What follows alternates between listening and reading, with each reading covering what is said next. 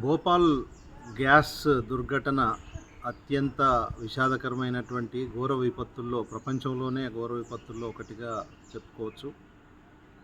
ఈరోజు 3 డిసెంబర్కి 2024కి 40 సంవత్సరాలు అవుతుంది. 1984లో జరిగినటువంటి ఘోర విషాదం విపత్తు అందరూ దాదాపు ఒక 10 లక్షల మందిలో సగం మంది నిద్రలో ఉన్న సమయంలో 11 గంటలకు గ్యాస్ పైపు మిథైల్ ఐసోసైనేట్ అనేటువంటి పైపు లీక్ ద్వారా జరిగినటువంటి విపత్తు. ఇది సెవిన్ అనేటువంటి ఒక పెస్టిసైడ్ క్రిమి సంహారక మందు తయారీలో ఉపయోగించేటువంటి ముడి పదార్థంగా చెప్తున్నారు. అయితే దీనికి మొట్టమొదలే ఒక 3,800 మంది వెంటనే చనిపోవడం జరిగింది. తర్వాత ఒక 10-15 వేల మంది తర్వాత చనిపోయారు.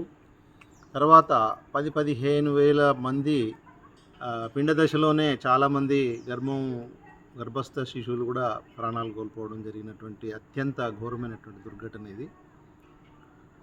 దీనికి మరి ఇప్పటికీ కూడా ఇంకా కోర్టుల్లో వ్యాజ్యాలు కొనసాగుతూనే ఉన్నాయి.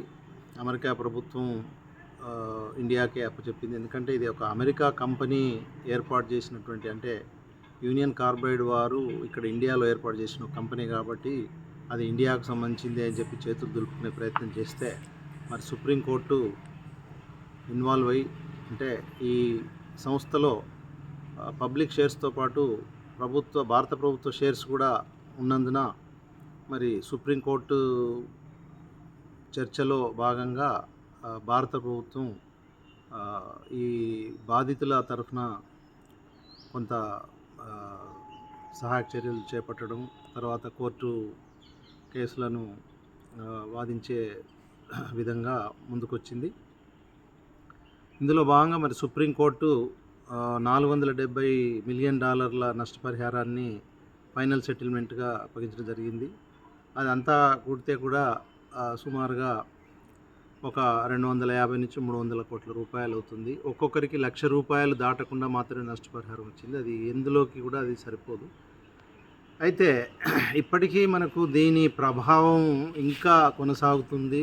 అయితే దీని పూర్తి వివరాలు ఇప్పటికీ కూడా శ్వాసకోశ వ్యాధులైతేనేమి, మానసిక వ్యాధులైతేనేమి, నరాల వ్యాధులైతేనేమి, కంటి వ్యాధులైతేనేమి, ఉదరకోశ వ్యాధులైతేనేమి, జన్యు సంబంధ వ్యాధులైతేనేమి, ఇలాంటి వ్యాధులతో సతమతమవుతూ ఇప్పటికీ కూడా ఎంతోమంది ఉన్నారు.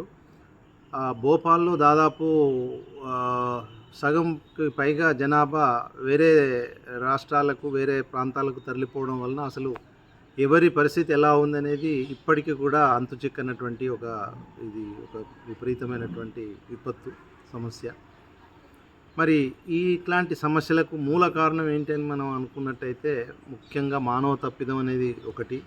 రెండవది సాంకేతిక కారణాలు కూడా చూపొచ్చు. సాంకేతికంగా వైఫల్యం చెందడము, ఒక పైపు లీకేజ్ని అరికట్టడానికి మరి తీసుకోవాల్సిన చర్యలు ఏంటనేది కూడా అక్కడ మనం ఎవరు తీసుకున్నట్టుగా లేదు. మరి ఒక జన సాంద్రత కలిగినటువంటి, అంటే వారు దేశానికి మధ్యలో ఉంటుంది, సెంట్రల్గా ఉంటుందని చెప్పి ఇక్కడ ఫ్యాక్టరీని పెట్టడం జరిగింది. కానీ మరి నగరానికి దగ్గరగా ఇట్లాంటి విష పదార్థాల పరిశ్రమల్ని నెలకొల్పడమే తప్పు. తర్వాత భారత ప్రభుత్వం చట్టాలను కూడా తీసుకొచ్చింది. భోపాల్ ట్రాజెడీకి సంబంధించినటువంటి యాక్ట్ కూడా తీసుకొచ్చింది. Ministry of environment and forest వారికి కొన్ని ఎన్విరాన్మెంట్ ప్రొటెక్షన్కి సంబంధించి చట్టాలని కూడా ఏర్పాటు చేయడం కూడా జరిగింది.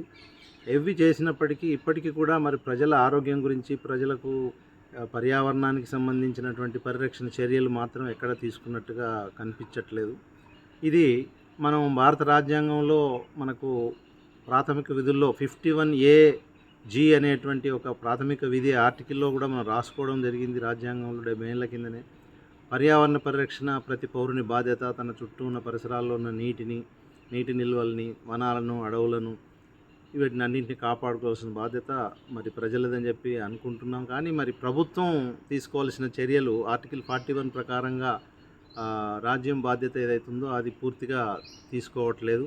ఇప్పటికి కూడా ఎన్నో పరిశ్రమల్లో కలుషితాలు నీళ్ళల్లో కలుస్తున్నాయి, గాలిలో కలుస్తున్నాయి. తద్వారా ప్రజల ఆరోగ్యం క్షీణిస్తున్నది.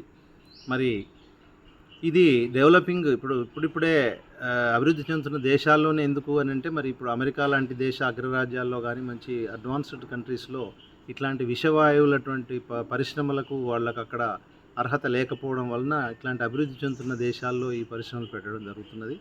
ఇది చాలా శోచనీయము. కనీసం ఇప్పటికైనా కూడా మరి గత చరిత్రను మనం దృష్టిలో పెట్టుకొని ముందు ముందు తగు జాగ్రత్తలు తీసుకుంటూ పర్యావరణ పరిరక్షణ అనుమతులకు లోబడి ఇట్లాంటి వాటిని మనం నిషేధించాల్సిన అవసరం ఉంది.